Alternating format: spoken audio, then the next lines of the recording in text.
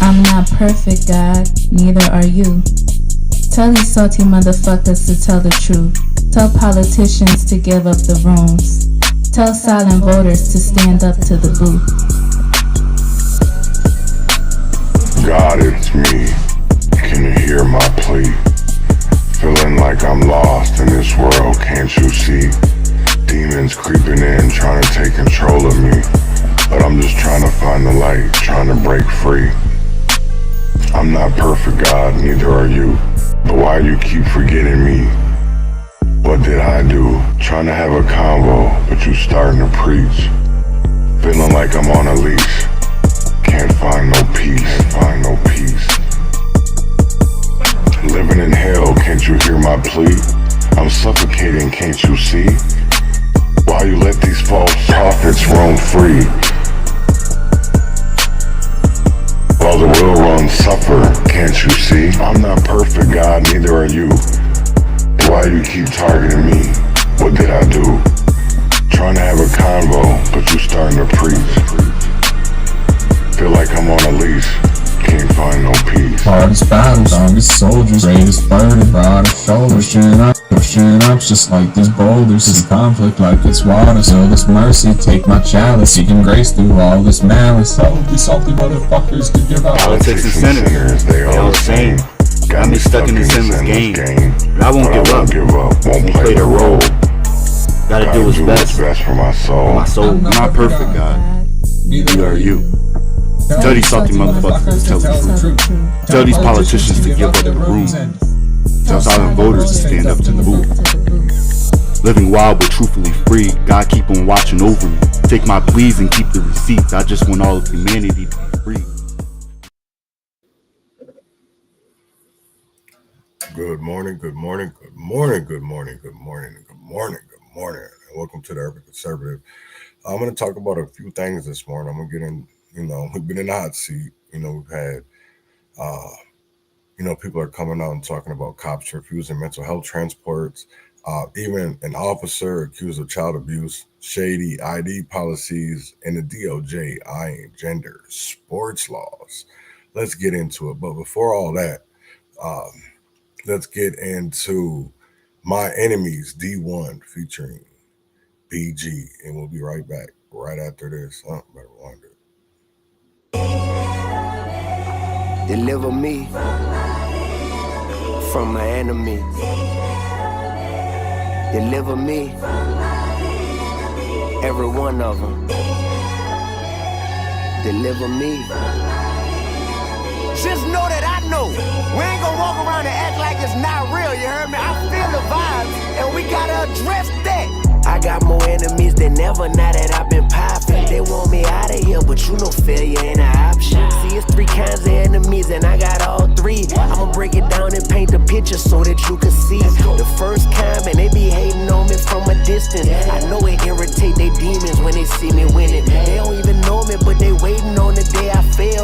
But tell them devils God got me, so they won't prevail. The second kind of enemy, I call them frenemies. They a little more dangerous, cause of friends what they pretend to be. I love them cause we from the same hood, same soil. They know my heart, but that still ain't enough to make them loyal. The third kind of enemy, I know him way dearer. I see him all the time, soon as I look in the mirror. I be at war with myself and it's on a daily basis. But I fight these battles as they come, cause ain't no trading places. Yeah. My enemies.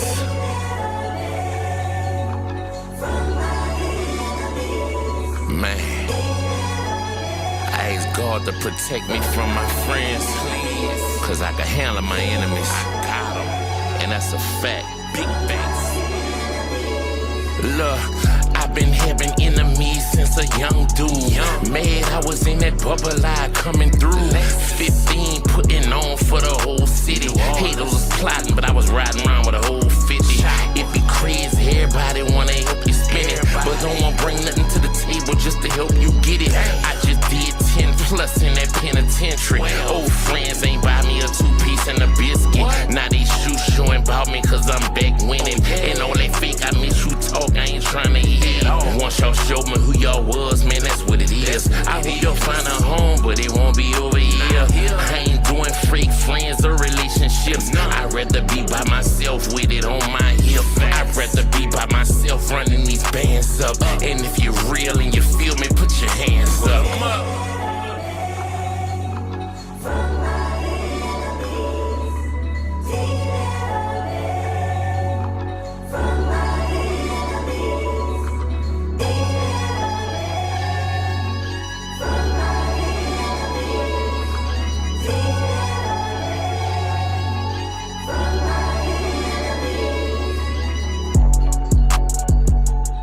Man, that was D1 featuring BG, My Enemies. And you know what's crazy is like that's the perfect song to end out this week because like I swear to God, you've seen enemies come out that you have never seen in the light of day.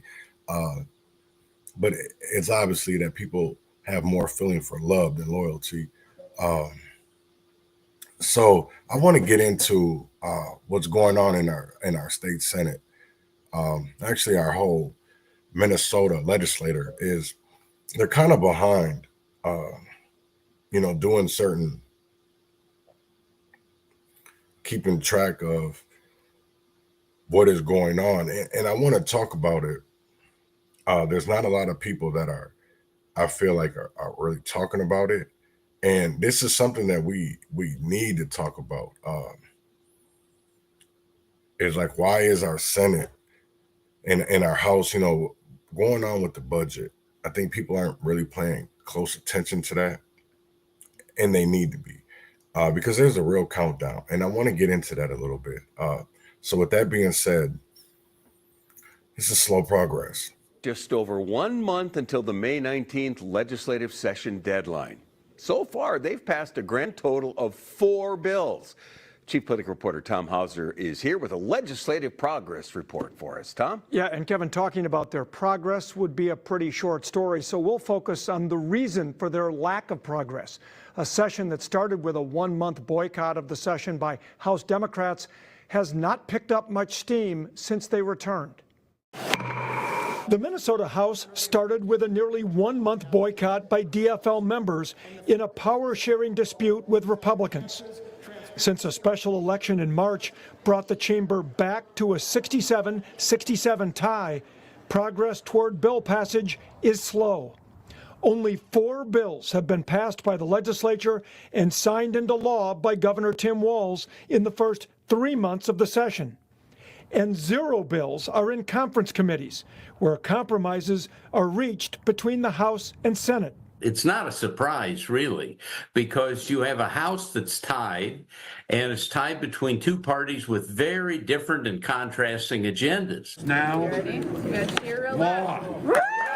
In the 2023 budget session, Governor Walz signed historic legislation providing free breakfast and lunch to all students, one of more than 24 bills signed by the governor by mid-April in lockstep with the DFL agenda. Democrats had both the House and the Senate. They had agreement on an agenda, and they passed a wide variety of very large-scale measures. No major accomplishments among the 4 bills passed so far this year, including one about animal husbandry and one regarding financial reporting for grain buyers.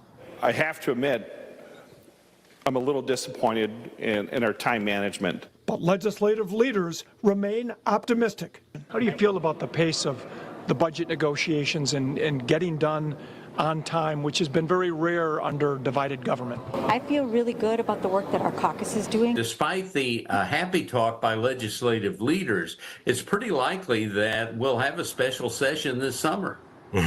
Now, last year, a non-budget year, more than 20 bills had passed by now. The last time a single-digit number of bills passed by mid-April was way back in 2015 when 7 bills had passed by now, also under divided government. And by the way, every budget year since 2015 under divided government has resulted in a special session, Kevin. Hey, that's Tom. That's crazy, because when you do look at it, I honestly believe that we're going to have a special session. Budget cuts are coming up, and that's something I definitely want to talk about more, because that's going to affect a lot of industries, especially when it comes to our schools, They say that our federal budget, for public education is anywhere between 7 and almost some school districts are 40% in Minnesota. And that's wild. And I think we really need to look at that. And it's going to come down to a couple of things. People, certain school districts will follow behind that because it comes down to gender identity. That's what it comes down to. Title IX and gender identity. A lot of school districts will be losing money. And that's why I feel like we'll be having a special session, is because a lot of these budget cuts don't really go into effect until June 1st. So you probably will not see anything come out until the special session. And that's the crazy part. But I do believe that the last couple of weeks will be crazy. Now, I got another story. It's about an officer not helping, when it comes down to mental illness. And that's what I want to discuss, because there's a shift happening in Minnesota and in America. And that's one thing that we need to discuss is our mental health services. So I want to get into how one word in Minnesota law is preventing people with mental illness from getting help. Is preventing people with mental health illness from getting help. 5 investigators has found when people are ordered by the court into treatment, police are hesitant to take them. Investigative reporter Kirsten Swanson has been following one case for months that illustrates this growing resistance and is frustrating for mental health advocates and families. What's going on? I got my f***ing finger, bitch. Okay, thanks for waiting. Excuse me? 3 months after that struggle, Julie Weflin and her son Sean are still struggling. Sean's father is supposed to be in a mental health facility. The medical professionals are saying he needs help. A former firefighter, Sean's mom and dad are both retired police officers. We're not identifying his father because he's a vulnerable adult with an undiagnosed mental illness. The family has tried for months to get him seen by a doctor. His delusions have gotten worse. But the 63-year-old refuses to go, and they worry about his safety. He still has at least one service weapon in his possession. In October, Sean filed an extreme risk protection order, which prohibits his dad from having a gun. A week later, Sean and his mom plan to go to the home with police. We need to get these guns out of his possession. And with mental health professionals from the county's crisis team, known as COPE. So they could potentially put him on a medical hold. But when they got to the home in Golden Valley, the police weren't there. Sean says things escalated. He's fighting, he's strangling me, he's putting me in a chokehold. Sean's younger brother called 911. We need your help right now. They're in the middle of struggling right now. He is mentally unwell. Body-worn camera obtained by 5 investigators. We're gonna step up. Shows the aftermath of an altercation between Sean, his father, and mother. The footage gives us a window into his father's mental state. I am a police officer. You are not a police officer any longer. You were a police officer. You are now retired. You keep saying the word retired, and I'm on home assignment with the Minneapolis Police Department. You also hear the officer's take on the situation. It's just a big old mess. Okay, so your opinion, you don't think we have enough? Not to put him on a hold. Okay. A hold, a document that allows someone to be taken to the hospital against their will. The officers and deputy wouldn't write one, but the mental health workers at the scene did. They want to place him on a hold? Yep, they have a hold filled out. For what? Police reports show the crisis worker cited his aggressive behavior. One of the Golden Valley police officers appeared to be on board. I completely agree with everything on that hold form. This is my 3rd time out here. He 100% needs to go to the hospital. But ultimately, they refused to take Sean's father. So he says, I don't want to go. And then what do I do? So I use force on him? And injure him? And then I get sued? Nobody likes to get into a tussle. Nobody wants to go hands-on. Of course not. But that's part of the job. The officers offered another solution, a civil commitment. That's a court order is where we can do literally anything. We can drag him out of the house, kicking and screaming with the court order. But even after the family got that court order, where a judge found that Sean's father poses a substantial likelihood of physical harm to self or others, Golden Valley police still refuse to take him to the hospital. I loved my profession. I loved the people that I worked with. I saw bravery all the time. But I know what bad policing is. Is there anything in the law that requires police officers to honor those holds or to transport someone in this state? I was going to pull up the sentence for you. Sue Abder-Holden is executive director of NAMI Minnesota, the state's largest mental health advocacy organization. The statute says the officer may provide the transportation, so it's not must or shall. It's may. One word that's been in the law, but that Abder-Holden says is now being used to justify law enforcement's refusal to transport people. In 2021, the legislature placed strict standards on when officers can use deadly force. I never heard a complaint before they changed the deadly use of force law. How often are you as an organization receiving reports of this? Several times a month. Golden Valley Police Chief Virgil Green initially agreed to an on-camera interview with me. We spoke on the phone twice, and he referenced the difficulties involving this case. But after he met with the city attorney last week, he backed out of that interview. Instead, he sent this statement that says, in part, there is no legal obligation for officers to transport individuals who are court-ordered into treatment. It all funnels down to police discretion. No matter what, even if a court order says he's dangerous. But Sean and his mother say they are afraid the police are creating the situation they fear. The home Sean's father lives in was sold after it foreclosed.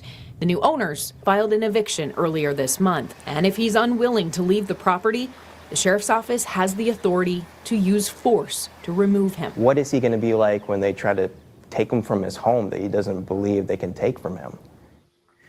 Well, tonight we have an answer to that question. The Hennepin County Sheriff's Office evicted Sean's father earlier today. We saw a red notice posted on the home's front door and a sheriff's deputy sitting outside while the locks were being changed. Sean tells us he didn't know this was happening today.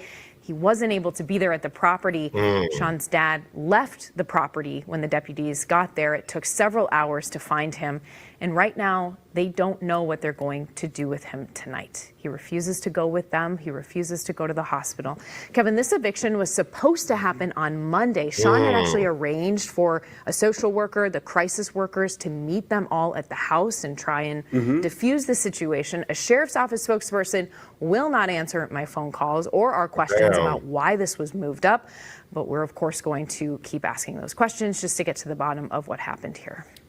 Incredible insight to the dilemma law enforcement face, and on both sides of it here. Exactly, right. And it's spelled out in the law that police have discretion, which is frustrating for mental health workers and also frustrating for... That is crazy, because listening to that officer on the body cam footage, it came down to, well, I don't want to hurt him. I don't want to get sued. Like, do your job. Like, it's crazy that the times were in, so that must mean that the guy was black. He was a POC, because it couldn't have been no white man for him to say that he was scared to go to jail. It was that he was scared that he would hurt them. Come on, man. It's like we live in such crazy times that we have our law enforcement, that we have our services that are out here to decide on race if they're going to do something. And it's like, come on, man. It's like the same thing with like what happened at the Landing on Wednesday when the guy was stabbed. People don't understand. It's like, what do you expect with homeless people? I'm not saying that they're all violent, but there's a lot of mental health. There's a lot of drug use. That's something that, I remember, because they talked about that was the first incident. No, it actually wasn't.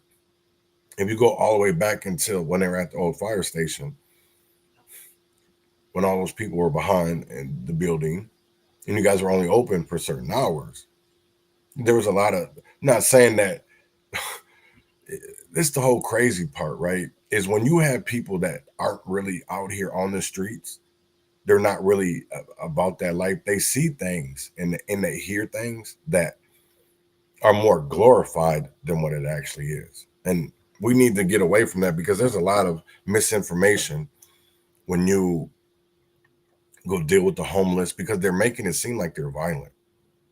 But how could you not expect, when you're dealing with drug use with a lot of unchecked mental illness.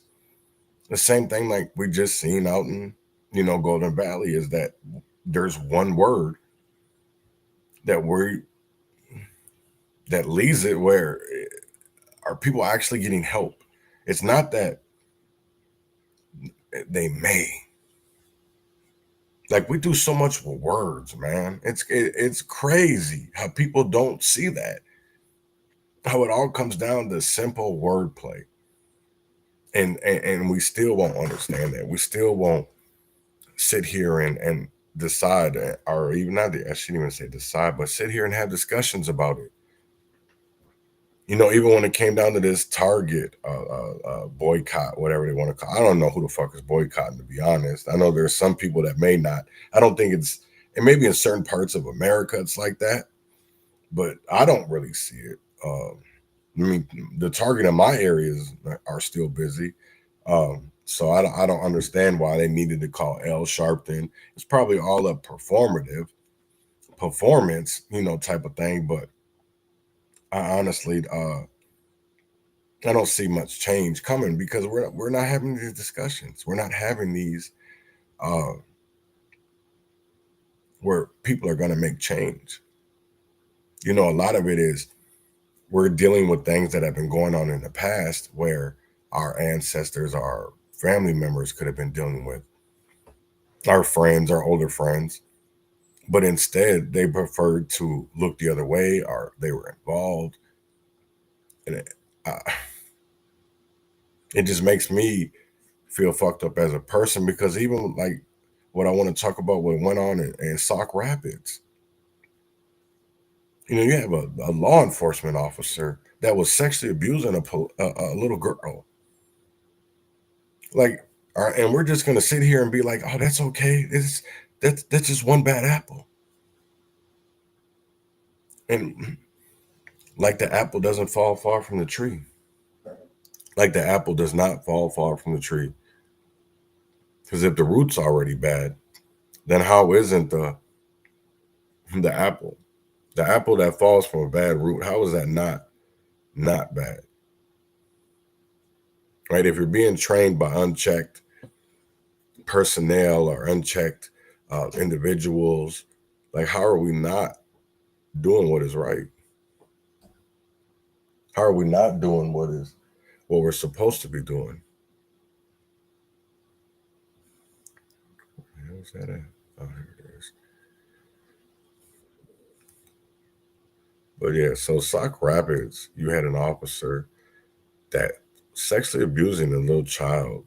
And of course, they're paid administrative leave with pay. And it's like, motherfuckers be out there committing crimes. And because we have I will never understand that, how you could be on administrative leave with pay and be a sexual predator and be a police officer. That's crazy as fuck to me. Like we really need to change our laws in Minnesota. Disturbing new allegations tonight against a Sauk Rapids police officer. Right now, that officer is on administrative leave after being charged with sexually abusing a minor 17 years ago. Sammy Selena just returned from Sauk Rapids and has more on this developing story tonight. Sammy? Yeah, Andrew Jensen was hired at the department less than 2 years ago. Now he's on unpaid administrative leave. A Sauk Rapids police officer is now on unpaid leave after he was charged with criminal sexual conduct for a crime he allegedly committed about 17 years ago.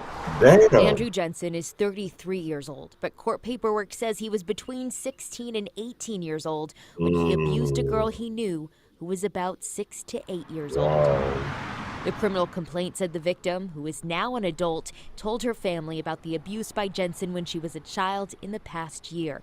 She then confronted Jensen in front of family. Paperwork says Jensen met with family members twice, and he admitted to abusing the victim multiple times. Damn. The victim told law enforcement about what happened to her as a child in December.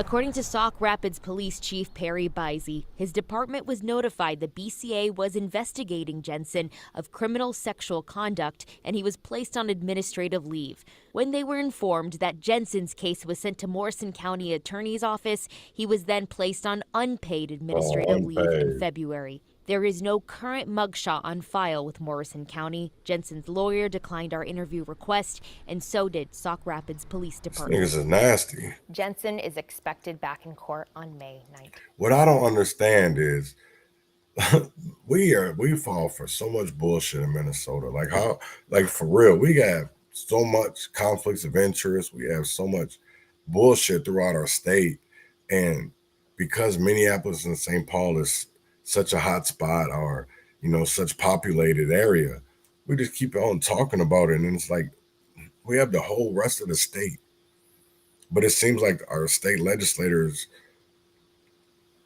enjoy more talking about Minneapolis and St. Paul and kind of erasing or not preventing the harms that goes on in rural America, and I will never understand that. I will never understand that. And that's wild as hell to me, of like how we as people can sit here and see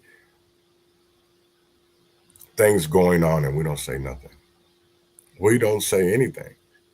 It's I don't know. Some of this shit's wild to me, man.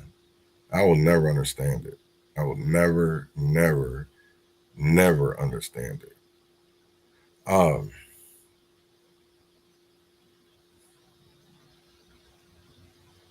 want to get into this lawsuit over transgender women in sports. And I know that's a hot topic in Minnesota right now, especially when it comes down to political. That's where it comes down to votes. But people really need to see this, because 30 to 40% in some school areas get federal funding. And they really need to, how much, this is the crazy, because I want people to listen, right? Because it's up to $750 extra per person would be taxed if this money was not given to us. Dig in just a little bit more to try to peel back some of the layers here. So Minnesota is really in the bullseye right now for a potential federal lawsuit because it will not comply with President Trump's executive order to keep biological males out of girls and women's sports and violations of Title IX. Yesterday, you may have seen U.S. Attorney General Pam Bondi took the podium, and she filed a lawsuit against Maine for the same reason, and actually said during that same press conference, Minnesota, essentially, you're next. So joining me now is Twin Cities criminal defense attorney Joe Tamburino, well-versed in Title IX litigation, among many other things. Joe, thanks so much for being with us today.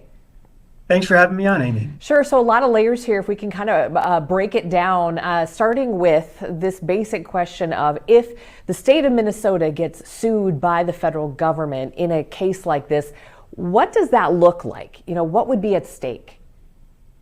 Well, there's a lot at stake, because right now the state of Minnesota receives approximately $2.2 billion in federal aid to our schools. That's more than 10% of our budget. So think of it this way. If the federal government withdrew that, it would mean that approximately 3 million taxpayers in Minnesota would have to pay basically an extra $750 a year in perpetuity until we get the funds back. So a lot is at stake. Okay, so let's step back if we could, because I think when the DOJ started investigating the Minnesota State High School League back in February, we were able to do just a little bit more digging into what is at the heart of the issue here. Among other things, it looks like there's a language difference between the federal law and our state law here in Minnesota when it comes to sort of the definition of transgender, whether it's Minnesota saying it's identifying as someone who's transgender, or the federal law, which, correct me if I'm wrong, looks at the biology here, the biological piece of this. Is that accurate? Yes, that's pretty close to it because there are two issues. One is the federal law, which is called Title IX. It's from a very large educational bill that was passed in the Nixon administration in 1972. And that governs basically the equal treatment of genders in sports and many other things. But what we're concerned about here is sports. And it has been unclear as to whether or not Title IX being specific to the sexes would include gender identity as being a sex, meaning that does Title IX say if you consider yourself a female, even though you are biologically a male, does that mean you get to participate in women's sports? So that's the unclear part. That's going to work itself through the courts. But then we have the second layer. The second layer is the Minnesota Human Rights Act. And what that says is that you can't, a school basically, discriminate on the basis of gender identity. However, the Minnesota Human Rights Act does have exceptions. And one of the exceptions is that you can have separate sports for separate sexes. So the issue becomes, under the Minnesota Human Rights Act, is gender identity a sex itself, or do they go by biological sex? How do we get to a resolution on that? You're saying on the one hand, it looks like it would work its way through the courts, but so how do we come to a more clarity on that particular definition? It will have to go through the courts. And right now, what should happen is some type of a negotiation. Because what we see happening, and we saw this in the United Kingdom with their recent decision by their Supreme Court, 5 justices all unanimously decided that when it comes to participation in sports or organizations that have separate sexes, male and female, you have to go by the biology, not just simply how someone identifies. And there's an argument to that in the Minnesota Human Rights Act, because in the Minnesota Human Rights Act, it clearly states that gender identity is how someone identifies themselves. They can identify as a male, a female, or none of the above. They can identify as not in a particular sex. But the Minnesota Human Rights Act also talks about sex in terms of biological sex, such as if you have sports teams like in high school and you want to have the male baseball program and the female baseball program. So that's how it's going to have to play through the system. But there's so much money on the line that really, instead of our state leaders, Attorney General Ellison and Governor Walz, going immediately on lawsuits or some type of attack, they should be trying to negotiate this with the federal authorities, because we don't want to lose $2.2 billion in federal aid. Negotiation. It just doesn't seem like a word that is in our vernacular right now when it comes to these polarizing issues, particularly this one. Do you feel like that needs to be the solution here, the only solution to get there? At this point, yes, because why can't a state like Minnesota negotiate with the federal government and say, before we go into lawsuits, before we have any type of withdrawal of federal funds, let's see how the courts are playing in other states. Let's see what happens in Maine. Let's see what happens in other legal challenges, because we might get an answer to this, say, within the next year. So if we could negotiate and somehow forestall any type of withdrawal of federal funds without any type of lawsuits, that would be very beneficial. If not, and if we don't comply with the federal demands, then we're going to lose $2.2 billion. And mind you, much of that funding goes to students who really need the help, students who are challenged not only economically, but also socially, mentally. It goes to very needy students. Yeah. I've heard this question asked quite a bit, and forgive me because I'm trying to keep this very baseline, because I've asked this question myself, which is, you have the federal law and you have the state law, and it's not as simple as, well, the federal law supersedes the state law, or the state law would override the federal. Is that even an issue here?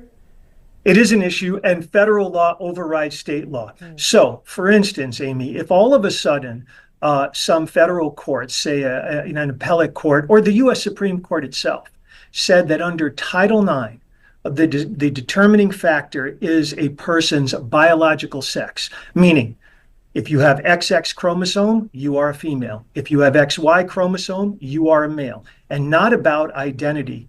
well, that's going to be the law of the land. And then that's going to do an easy answer for all the states, which means you're going to have to go along with the Trump administration.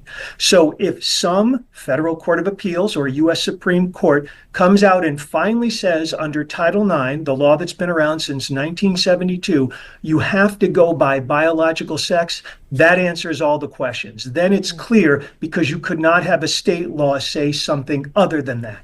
And that is what happened in the UK, correct?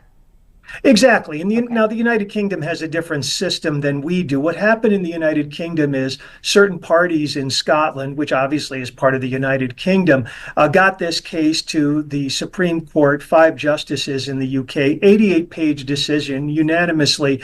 And what it basically came down to is that they are going to define sex as your biological sex for certain programs, including such as sports activities. Okay. In your experience, can you kind of walk me through, criminal defense attorney, but you have defended, girls and women, who believe that their Title IX rights were violated. Is that accurate? I have worked in Title IX in the educational area, not in the sports area, in the educational area where people have felt that they have been sexually discriminated against, as well as people who have been accused of sexual discrimination. Okay. And so I guess when we look at, defending, girls and women in that space, what would sort of the chances be of someone who was a biological male, leveraging some sort of a lawsuit in this space? I mean, or is it still so gray and complicated and unclear that was that a client that you would take on, for instance? Right now, I think that would be a difficult position, because what the state or what the school districts say would probably argue is that under the Minnesota Human Rights Act, they have an exception for women and men's sports, meaning you can discriminate on the basis of biological sex, which is different than gender identity. When you identify as someone of the other sex, or under the law, you can identify as being neither sex, which is completely permissible, you shouldn't be discriminated against, and it's illegal to be discriminated against. However, there are certain exceptions, and sports activities, it's going to be argued, is one of those exceptions. So I think it would be a difficult case to litigate. Okay. This is super helpful to kind of clarify, especially around the ideas of gender identity and biological gender, because that seems to be kind of where we keep colliding here. When you say that this will work itself through the courts, I mean, how long are we talking? Because I can't imagine that's going to be quick. Usually it's not quick, but in today's world, we have seen, especially the U.S. Supreme Court, act quickly on some issues. So, if they decide, the federal court system, the appellate system through all the circuits, as well as the U.S. Supreme Court, that this is something that needs to be decided quickly. Why? Because there are all these lawsuits across the nation concerning the administration and states. And so rather than have, 50 states fight 50 different lawsuits, let's get to the bottom of what Title IX means. Because as we just discussed, if the federal courts, if the U.S. Supreme Court interprets Title IX to be, just like in the UK, biological sex, well, then all the questions have answers. Yeah. Then states such as Minnesota or any other states could continue to have separate sexes for separate teams. Okay. Wow. Such a complicated issue, such an emotionally charged issue for so many Right. people as well, understandably on both sides. And so we appreciate you kind of taking some time to help us parse out some of the definitions here and just looking at it through a legal lens. And so if I'm hearing you, just to kind of wrap up, if I'm hearing you correctly, it sounds like, if you were in a position to give advice to, the state of Minnesota, it would be look for ways to negotiate this, to just, somebody's going to be happy and sad, somebody's going to be happy and sad over here, but we gotta try to get to that place. That's right. I would try negotiations first. Why? Because there's so much on the line. If we lose $2.2 billion in funding, that's more than 10% of our education budget. That's significant. And the only way to make up for that would be, quite frankly, tax increases. Also, you'd have to think about all the money that would be spent on protracted litigation. Litigation not only with the Attorney General's office, but what happens if they needed further help and hired private law firms. That's extremely expensive for the taxpayers to pay.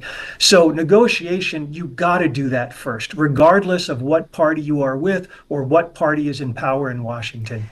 Did you ever, in your career, as you've, as this issue has evolved, did you ever foresee that we would be in this place with Title IX? Right. No, because quite frankly, all the Title IX work that involves men's and women's sports has always been trying to get greater funding, greater activity with women's sports. It's basically, I mean, think about this. In 1972, this was a landmark bill, landmark law, because what it was trying to do was give equality to the sexes. And what we saw in the later 70s, and especially in the 1980s and 90s, was that women had a chance to litigate, to get into court, to say, look, we have men's sports getting all this funding. We want women's to be on par. And it's been very successful. It's been a very successful law to help women's programs. But no, I did not foresee the transgender issue where you would have all of this litigation. And it's litigation involving, quite frankly, a small amount of people. It's not like this is something that has hundreds or thousands of people that are involved. It's quite small. Yeah, I'm glad you brought that up. That was going to be my final point. So, Joe Tamburino, thank you so much. That's crazy as hell. There's a lot of money that's going to be potentially leave Minnesota, all because of our policies and initiatives, and because they don't want to change them. And that is wild as hell to me, and I still won't get it, right? But I want to talk a little bit about ethics, right? I want to talk a little bit about conflict of interest. So I found a video. This is from 9 years ago, almost 10 years ago. This is when, if people don't remember Leafline, right? If they don't remember the medical marijuana and everything that we went through with that, right? So it brings up a good point for me to talk about ethics, and especially to talk about conflicts of interest, because we've already been here before, and we've been here numerous times. As we always talk about it, we never really honestly change it. And I'm hoping this time it's really different, that we do change people being able to put their conflicts of interest or, their ethics, because a lot of people have personal relationships. And I understand that some of these people are lawyers and, people commit crimes. I get that. But when you're writing bills and you're profiting off of yourself, that's a problem. And I know a lot of people don't want to talk about that, but that is something that we need to. And I want to get into, and people don't remember this, now watch it, because it's a good question. What are the ethics rules for Minnesota lawmakers? Minnesota's medical marijuana law is going to work for the company that sells it. Jamie Olson is the third public official to join Leafline Labs. She helped the Minnesota House craft the law that legalized medical cannabis last year. Yesterday, we learned DFL Representative Dan Schoen is becoming a security consultant for the company. He advocated for the law. And a former health department leader is now Leafline's CEO. Manny Munson-Regala ran the office that picked the company to be one of 2 growers in the state. Most states have laws against moves like these. Minnesota doesn't. So what are the rules, the ethic rules for Minnesota lawmakers? That's a good question. Liz Collin is here tonight. I know a lot of people are talking about this, and they're talking specifically about what Leafline has done and if there should be some changes, Liz. Yeah, and there may be. It certainly has a lot of lawmakers talking right now. GOP Minority Leader Senator David Hahn is proposing a commission to look at Minnesota's ethics and conflict of interest laws. For years, those laws have been criticized compared to what's on the books in other states. A move in Minnesota's medical marijuana program is raising some eyebrows. Their new jobs have been announced on the news. 3 top Minnesota officials are now working at Leafline, punctuated with controversy and questions. Something doesn't look good here. David Schultz teaches government ethics. For the last month, says he's gathered plenty of new material. What are the ethics rules for Minnesota lawmakers? Well, the simple answer is not that many. It's so bad the Center for Public Integrity gives Minnesota a D+ for our ethics laws. Schultz believes the grade has the most to do with what hasn't happened here. We've had a relatively clean political culture, and therefore not as many needs to have to address some of these issues. In the 90s, Minnesota lawmakers banned lavish gifts from lobbyists and strengthened campaign finance laws. 2 years ago, they relaxed those rules. There's an awful lot missing in Minnesota compared to what we see in many other states. 33 states have cooling off periods, preventing lawmakers from going to work as lobbyists. In Minnesota, the House has a 1-year rule that for the most part has been ignored. There's no penalty for not following it. Wow. An analysis by the Pioneer Press found in the last 12 years, more than 50 legislators have become lobbyists once they left, like longtime DFL Majority Leader Roger Moe. Should people care? People should care. Schultz says without stronger laws, the public loses, not knowing if lawmakers are trading votes and legislation at the Capitol for more lucrative careers. It really is about a whole bunch of issues that address political corruption. Schultz also thinks having a part-time legislature plays a part here. He says since Minnesota lawmakers hold other jobs beyond their 4 months in St. Paul, it's even more important to have strong conflict of interest laws, since there really is a greater potential for lawmakers to bring their outside work into the Capitol. We'll see what happens. Yeah. Might be some changes. Thank Thanks, you, Liz. Liz. Yeah, there wasn't no changes because we're still talking about this. We're still talking about ethics and conflicts of interest and all that in Minnesota. And you've seen this report was 9 years ago. 9 years ago. And at that point, it was over 12 plus years, they had 50 former lawmakers become lobbyists. Lavish gifts. Like, come on. Like, are people not seeing this? Like, I'm for real. Like, have we not run a scam here in Minnesota when it comes to our lawmakers?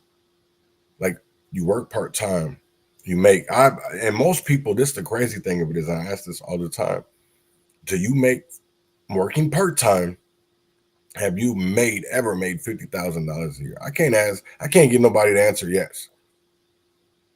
I asked one, but he worked full-time and made over $50,000. He never worked part-time and made over $50,000. Like, we got to do something better. Isn't this, when people are doing things, and you notice most state legislators have either connections, personal, business, and then they go up here and they write bills for their friends. And I'm going to say that they're friends. And we don't, as honestly as men, this is the one thing that I will say, because there is a big difference between the people on Twitter and then the people talking about it on Facebook when it comes down to our ethics and conflict of interest in Minnesota. There's a big difference.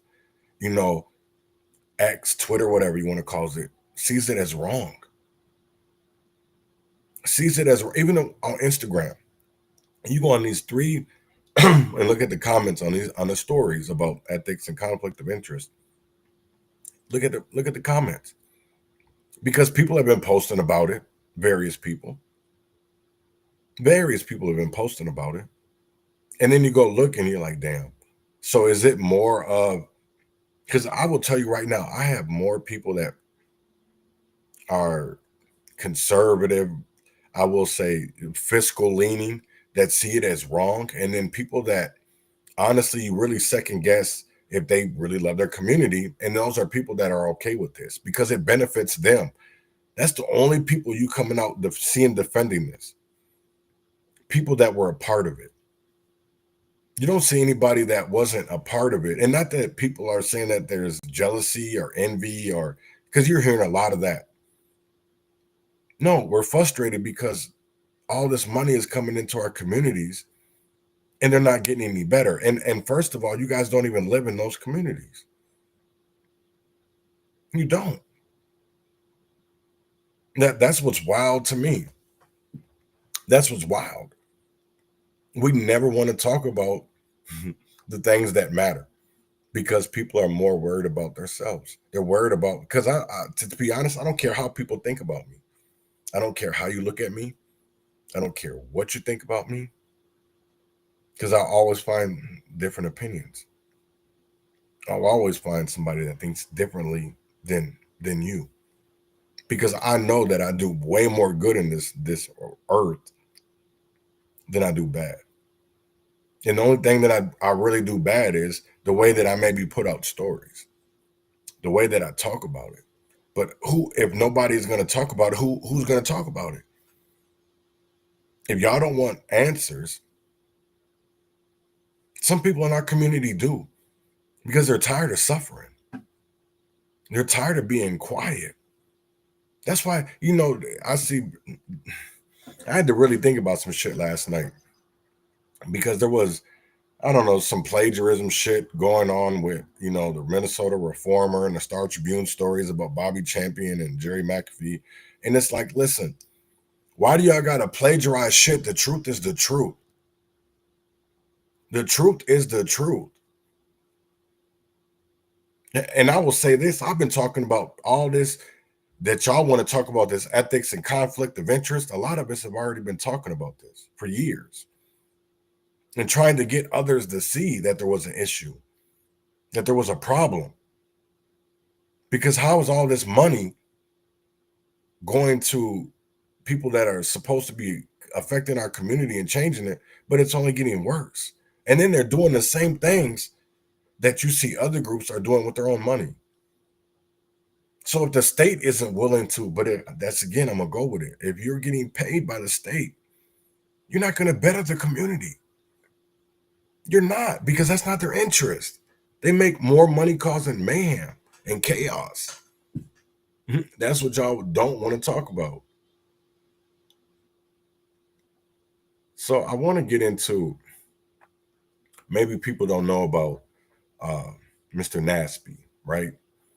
Mr. Nasby died, and I think he died a while ago.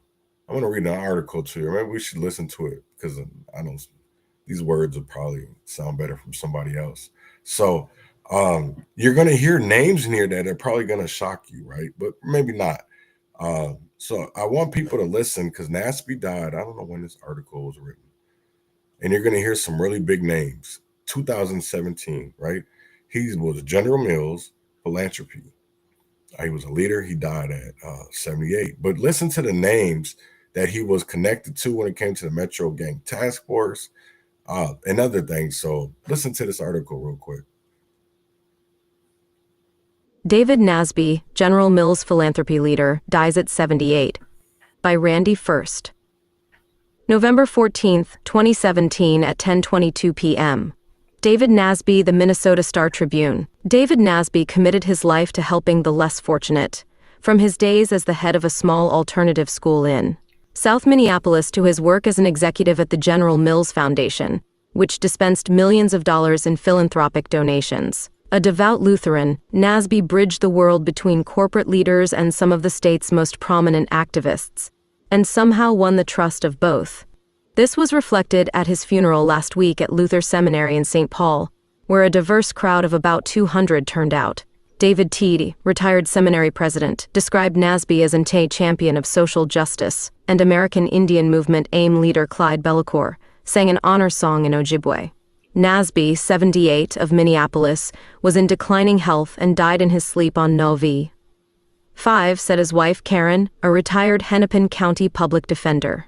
Nasby retired in 2004 after 25 years as Director of Community Affairs and Vice President of the General Mills Foundation, using his influence to help funnel major contributions to a large range of social programs. Activists very often express themselves strongly, said Retha Clark King, former president and chairwoman of the General Mills Foundation board. So we didn't run from them when they showed their anger. Instead, we listened, and David was the best of listeners, and he could hear what people were saying. Belcourt said Nasby fell in love with AIM and funded many programs the group supported, including Indian youth canoe trips on the Mississippi River and the Legal Rights Center. And he walked in Jesus Christ's footsteps, but he also walked in Native Americans' footsteps, said Belcourt. And when I asked him for help, I didn't have to ask him twice. He knew what we needed. Spike Moss, a longtime Minneapolis civil rights activist, said Nasby saw to it that the foundation underwrote the Leo Johnson Drum Corps, helping to pay the cost of drums and uniforms, hotel rooms, and travel costs for 150 youths who performed across the country. He said Nasby also raised money to fund the completion of the first Martin Luther King Memorial Building in Atlanta, after Moss told him of major financial problems. The most people didn't know that Dave Nasby got it finished, Moss said. Nasby was born in Chicago, the son of a Lutheran minister. He graduated from Luther North High School and went to St. Olaf College in Northfield, where he met and married Karen. He graduated from St. Olaf in 1963 and Luther Seminary in 1966. The couple spent 2 years together working for the Peace Corps in the Philippines. He was hired as executive director of the city, a drop-in center and alternative school in Minneapolis, and persuaded Minneapolis public schools to accredit the classes. Many of the students were dropouts or had juvenile records, and the school helped many of them get a high school diploma.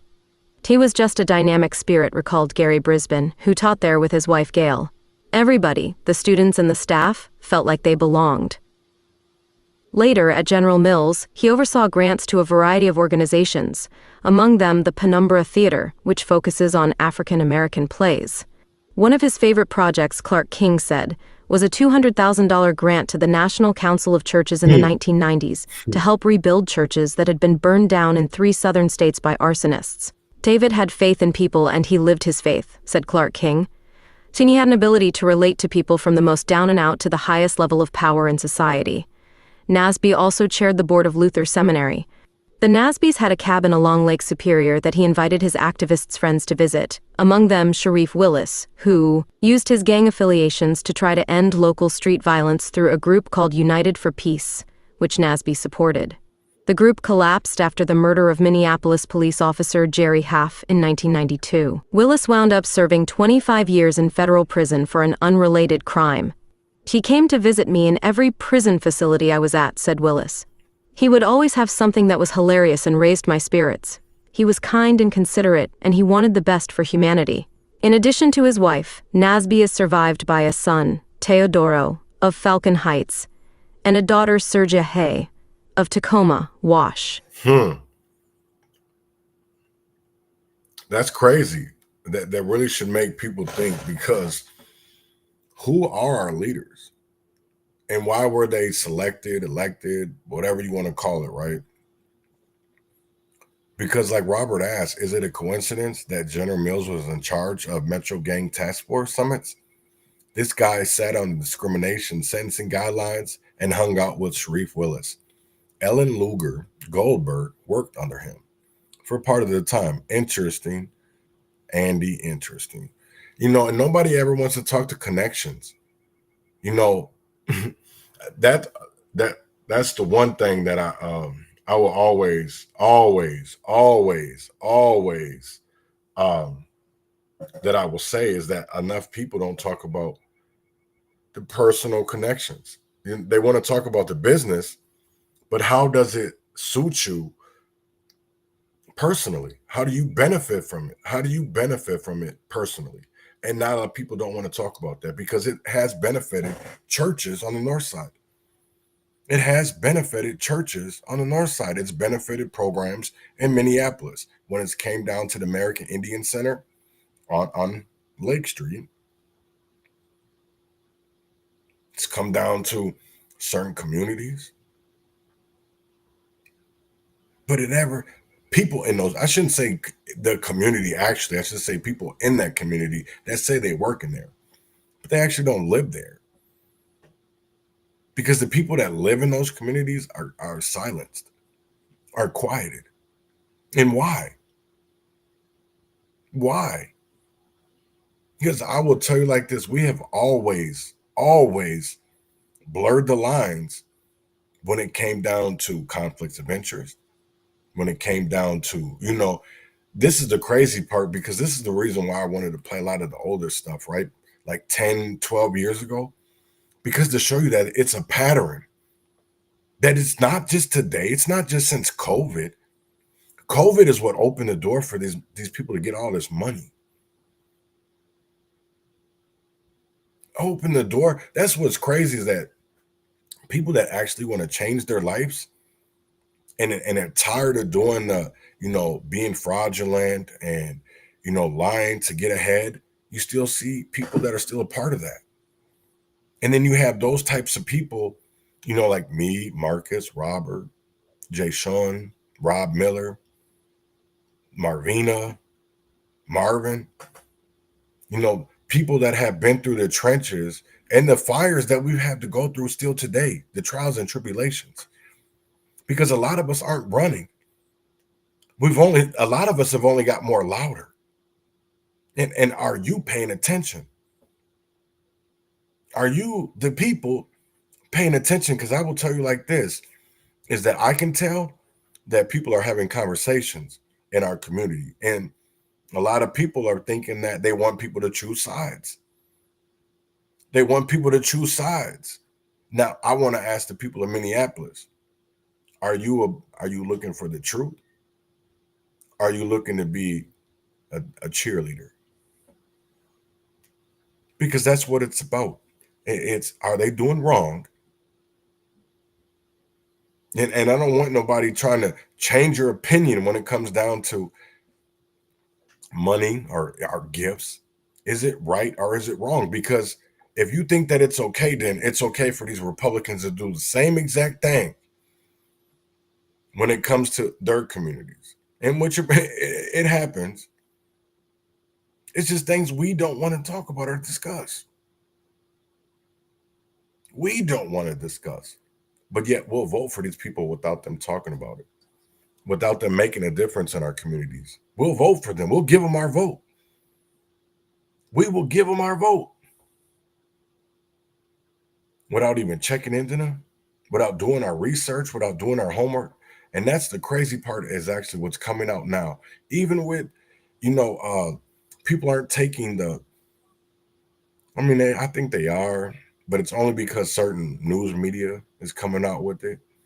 When we talk about, feeding our future and all the politicians that played a part in that, nobody wants to talk about that.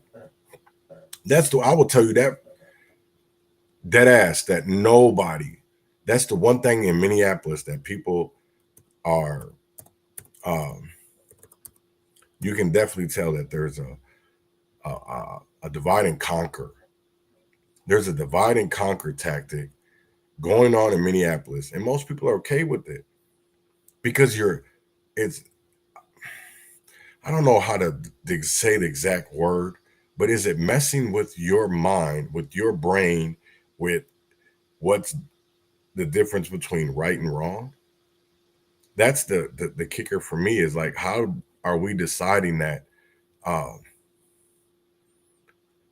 This ain't the article. But this is a picture right here, right? So this all had to do with feeding our future. You see Ellison, you see Jamal Osmond, you see Omar Fatigue, you see Governor Walz, you see Jacob Frey. How did these people not really honestly control Minneapolis? Let's start a RICO. Let's get a RICO going. Because at the end of the day, this includes a lot of legislators that are going up here and saying they are fighting for you. That are fighting for you as people.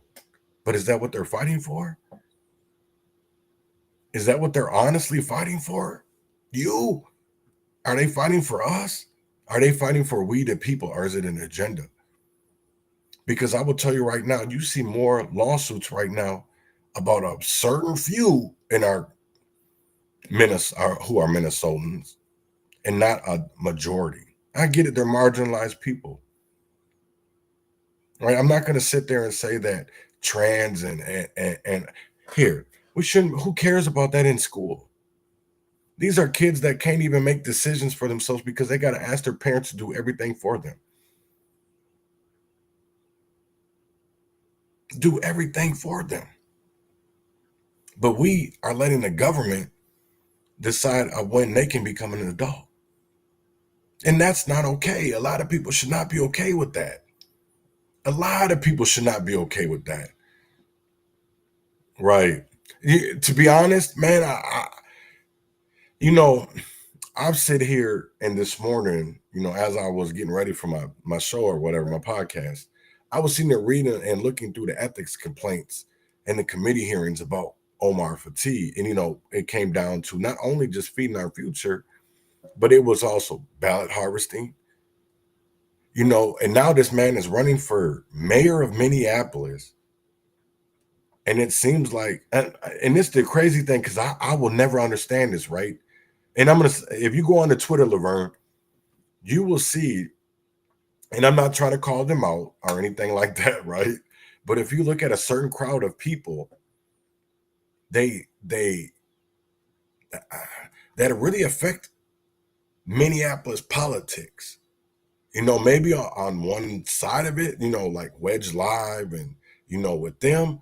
But I really get it is that we have more people who are blindly following instead of just out here doing their own research, doing their own homework. Because I honestly feel like if people seen, you can't say that in one eye because they sit on a different platform. And I'm talking about if one is a Democrat and one is a Republican, but you see it's okay with your Democrat friend, but it's wrong for the Republican. That's not the way it works. And that's what honestly what we're seeing. I finally got what rhino means, right? It means Republican and name only, right? So then I started to think, well, shit, some of these are Ninos. Some of these is niggas in name only. That's it. Because I will tell you right now, Keith Ellison is black on the outside. So is Jamal Osman. So is Omar Fatih. Them niggas is not like us. When it comes to motherfuckers that is really grassroots, and excuse my language, but when it comes to people that really want to change their communities, they're not Ninos. They're not niggas in name only. Those aren't people that you got to question who they're fighting for. You don't have to question if it's about their community. You don't have to question if they want to be able to change your little boy into a girl, or if they want to put tampons in boys' bathrooms, or they want to put kitty litter boxes. But then when you go on to the Republicans, you have to worry about a whole. Here's the thing. Isn't this why I say I love that the Republican in name only, right? Because it's so much more than that. You care only about the things that you can't see. You only care about the things that do not affect you. You don't care about all the violence that is going on in North Minneapolis. You don't care about the gunshots. You don't care about the people getting raped. That's the crazy thing, because I woke up this morning and I got on Twitter, and in Northeast, I'll pull it up. In Northeast Minneapolis last night, a naked woman went into a house and she had gotten raped. This is like 2:30 in the morning.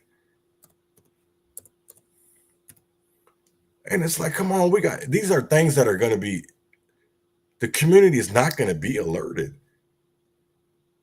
They're not. These are things that even a shooting at 2:30 this morning at Little Earth, nurse was punched in the face. Where did I see that at? Okay, nude female, Columbia Heights. Yeah. 911 caller says a fully nude female came to their door and said she was raped. Police now arrived and requested EMS and rescue to the scene. 12:49 in this morning. Come on. Let me ask you this, right? Because I will tell you there's not many places in America, in rural Minnesota, that you're going to have a naked female come up to the door and say she was raped. We got to do better.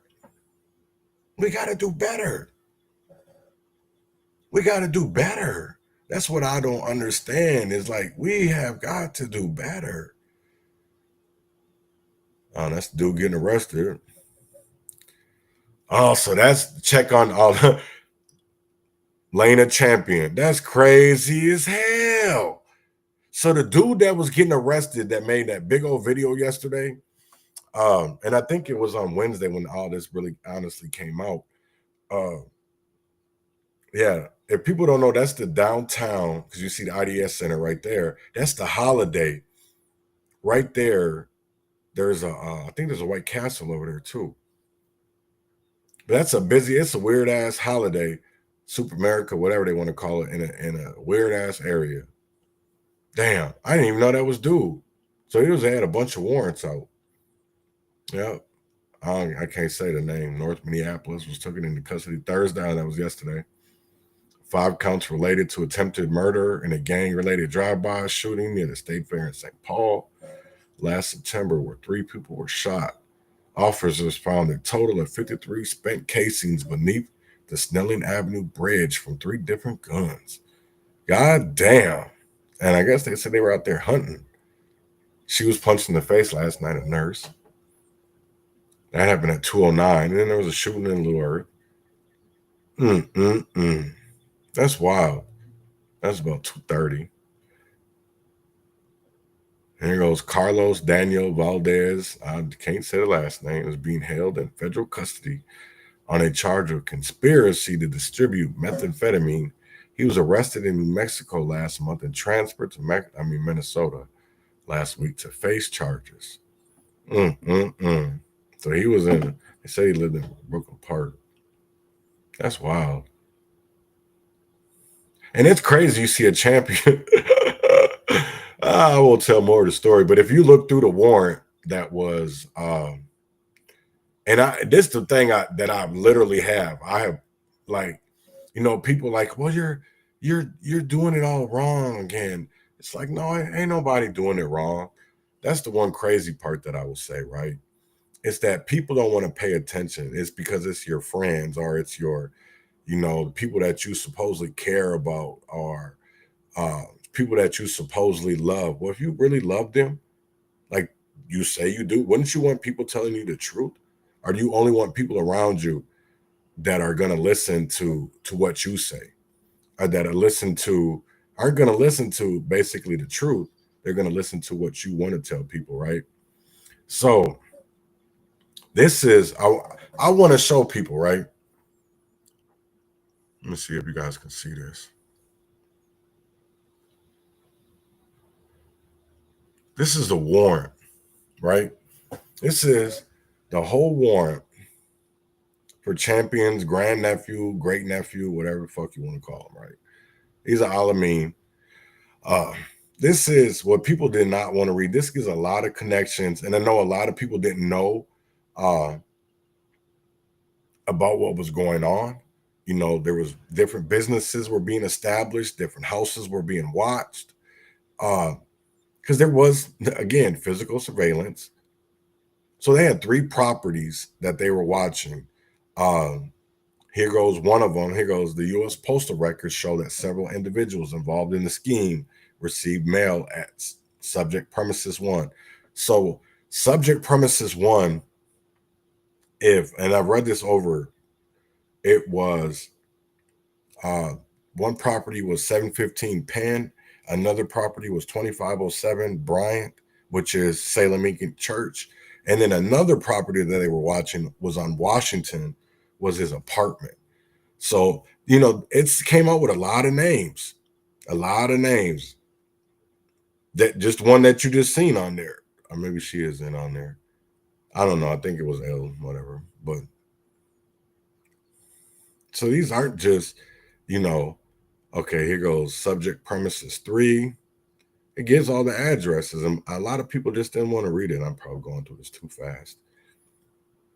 But even if people remember, Elameen's fish house was being used as an address, and it got to be some crazy ass shit. A lot of money, chaos boxing. This is, I think, 125 pages long, but I want to get into some of the names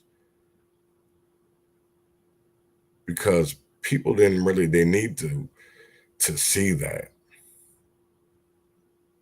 So this is the agreement for space and premises 2, subject premises 2.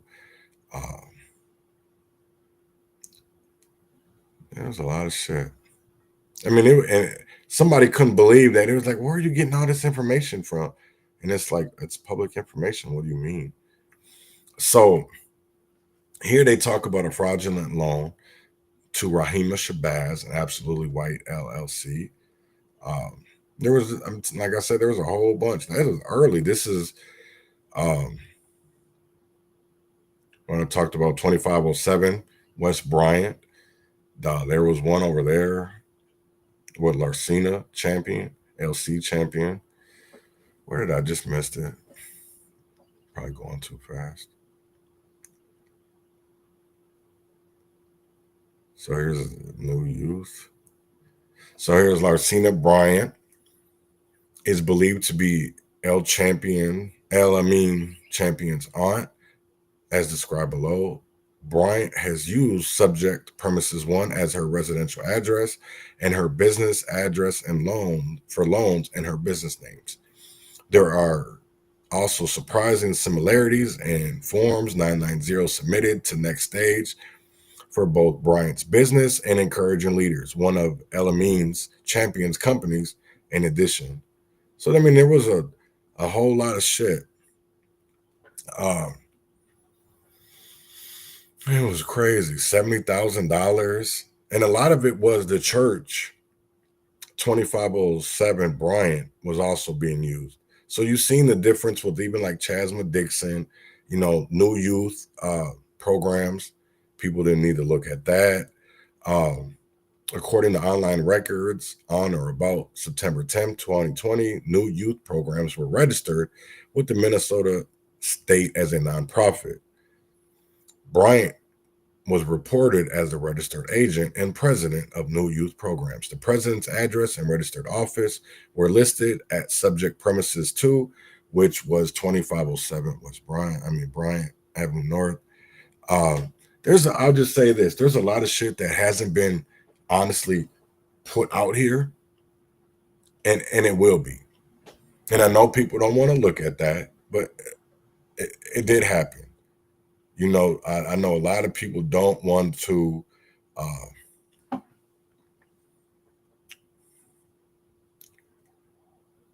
right. No, the Chasma part is just right. He did use others that had no clue, right?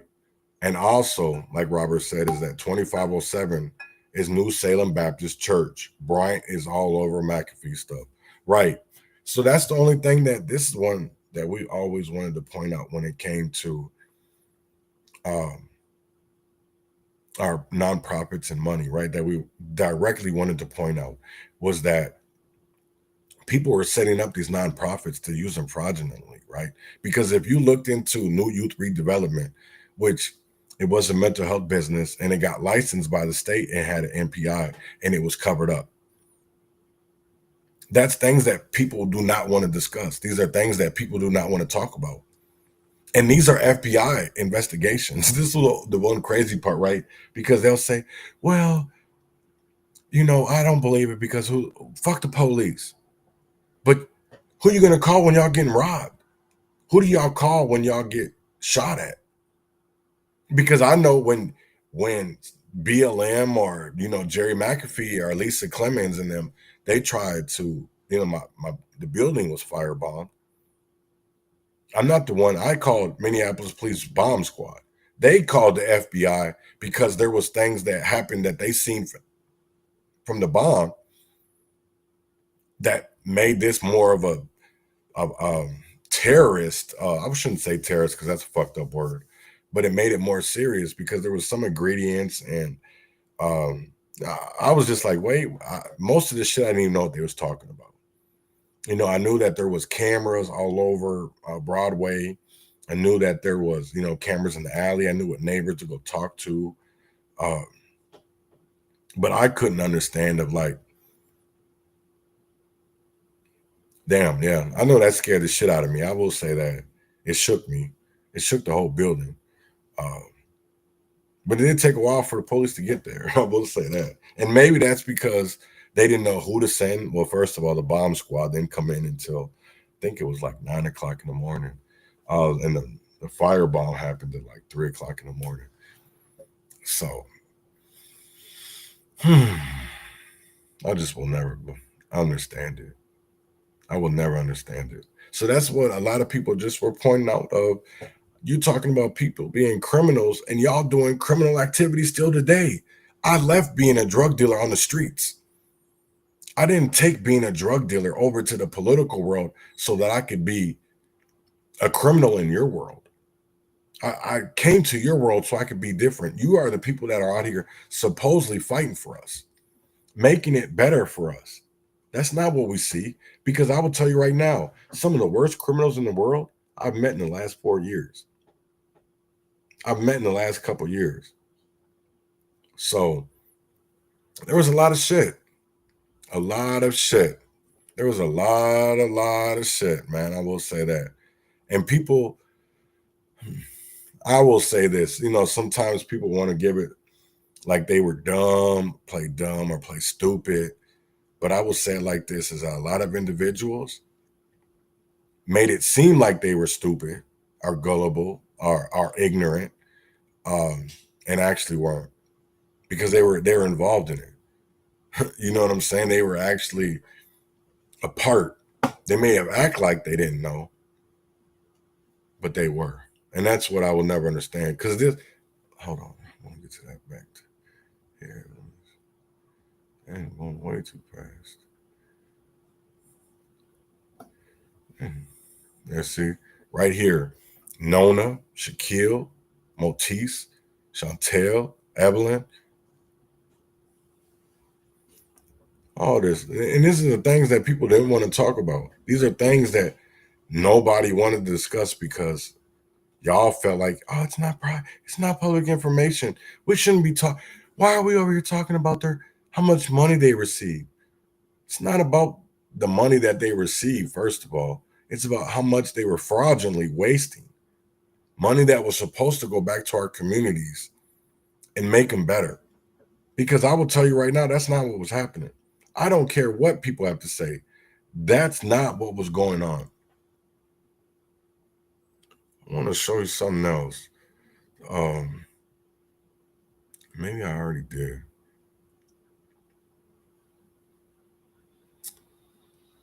Yeah, I think I already did. Right. Oh, here's that Minnesota reformer story.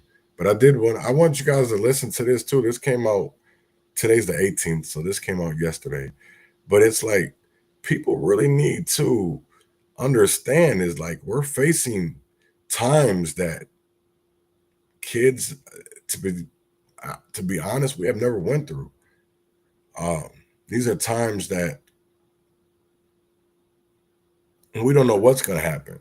These are times that are probably possibly going to hurt your pocketbooks. These are times that are probably going to hurt your futures, your kids' futures. And are we going to sit here and allow it? Are we going to sit here and allow it? Are we going to continue to divide and conquer? Are we going to continue to allow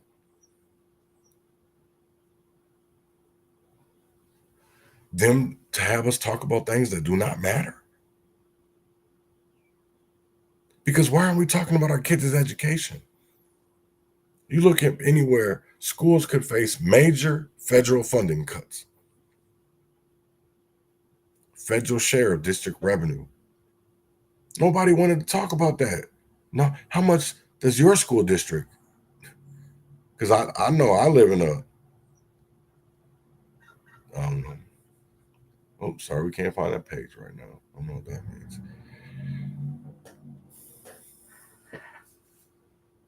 Mini Northern. That's what it's saying. Like nobody, over $176 million from federal government in the same year, which accounts for 21% of their total revenue. Minneapolis, $145 million.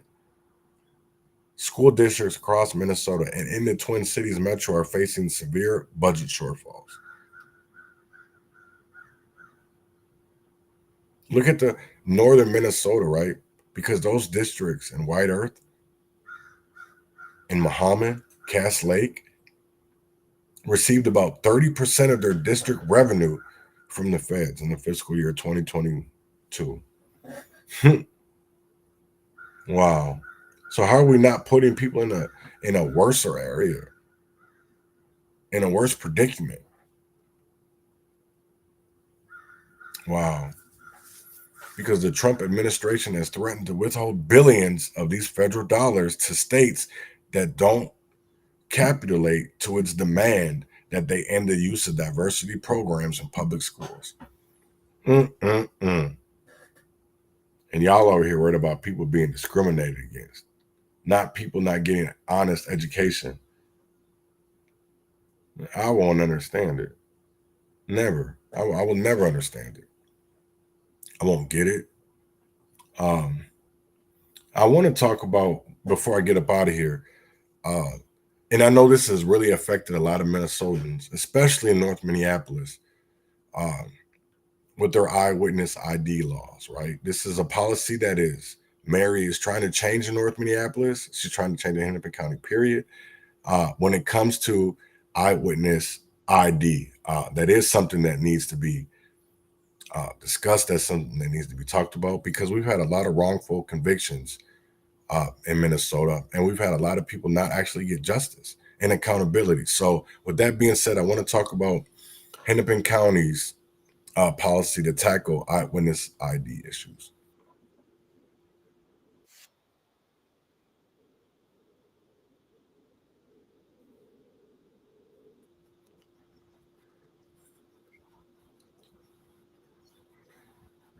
Mm.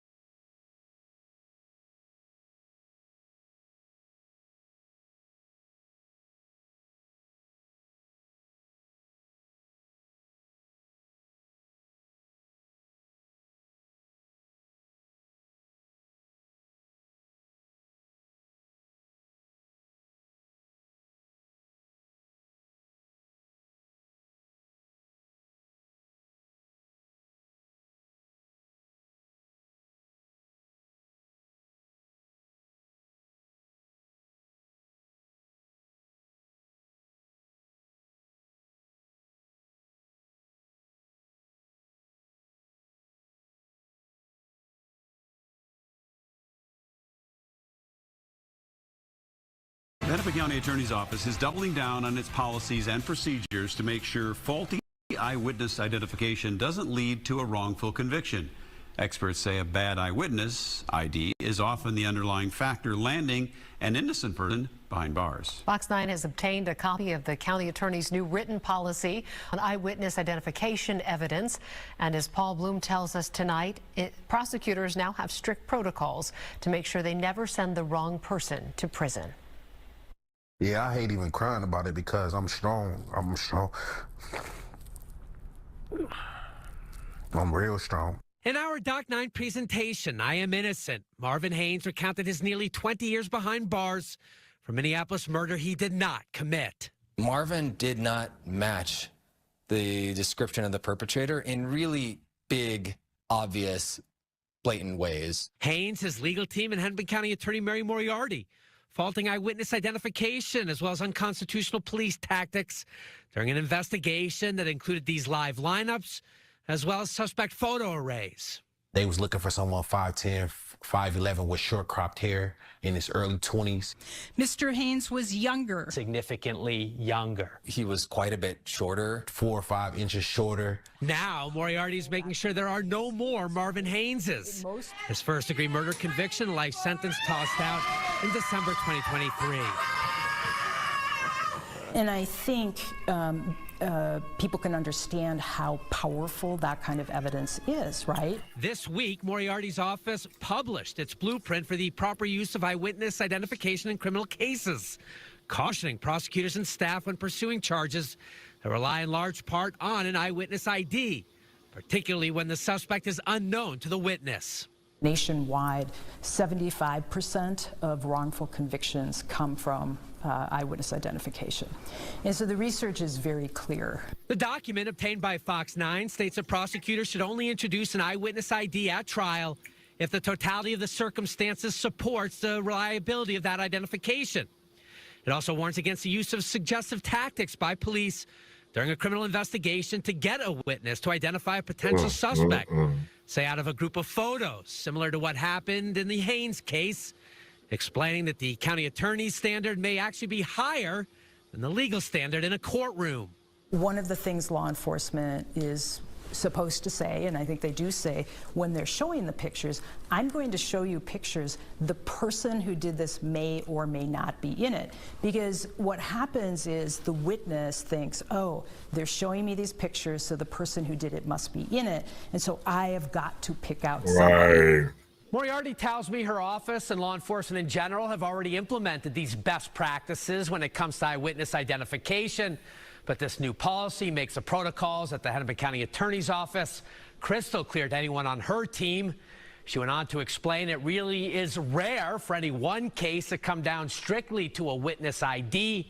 Given cameras, cell phone tracking, fingerprints, DNA, investigators are often able to corroborate when someone at the scene fingers the person they believe committed the crime. Paul Bloom. Wow. Wow. Wow. Wow. I'm actually glad, right, that it's taking.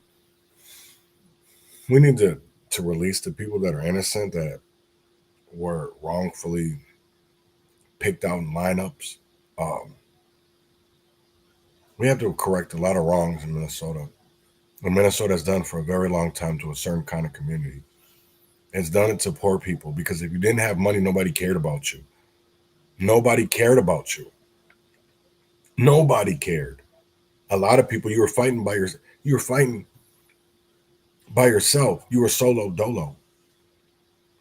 And it was that way for a very long time in Minneapolis and Minnesota, period, that people, nobody believed. Because I remember when I met Zoya Cold and I heard about her story. And then I looked into Zoya's, and then I found out about John Pope. And then not only just that, but they'd have used that move over the same move that they used on George Floyd. The MRT and the hobbles was the same exact thing that they've been doing over and over again. And George wasn't the first case, because other people had been severely hurt. Nobody had died. I think, actually, let me take that back, because there was David Smith in 2010. It was done, the whole MRT move was. We were supposed to get rid of ninja style training. We didn't. Nobody held them accountable. It's the same thing with no knock warrants. All they did is said they got rid of and put exceptions in there. Come on, man. What do y'all fall for? Do y'all don't even read the bills anymore?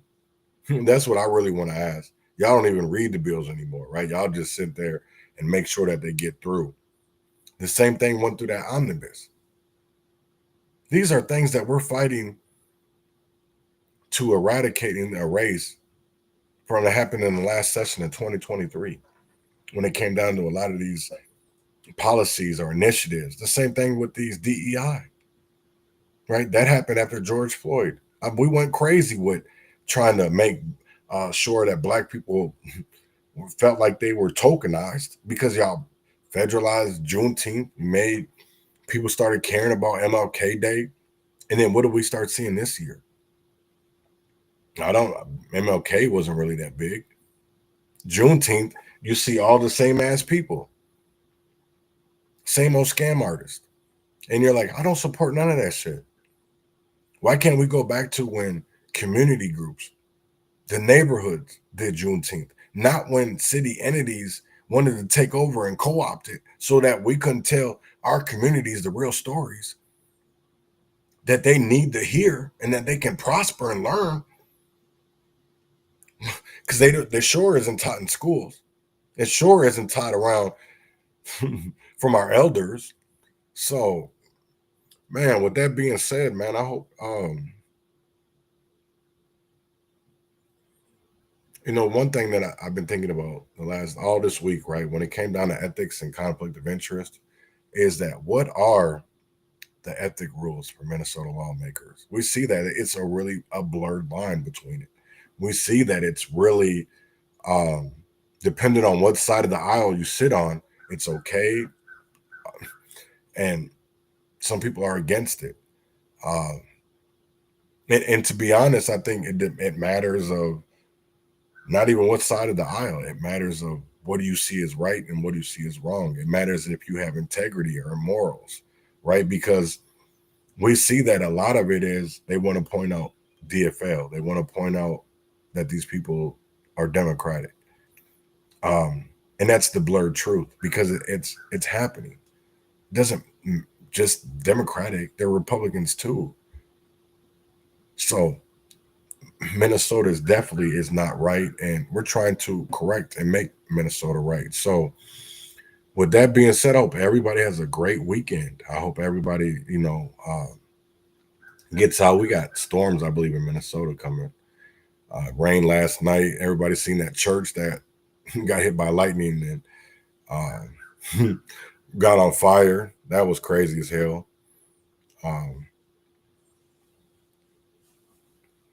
Session starts back up Tuesday. We got committee hearings going on. People should start paying attention to that, and definitely start being involved in their community. Start being involved in the politics. Start being involved in what they want for your community, because you matter. Your voice matters. And with that being said, I hope everybody has a great weekend, and I'll be back Monday, same time, same place. We'll get more onto the conflict of interest and ethics going on with these committees next week. So that would be our main thing. So with that being said, win or fail, freedom or jail, heaven or hell, wish me well, and I'll see y'all Monday. Here is finesse 2 times, whatever. What you want me to say? KJ, let the beat knock.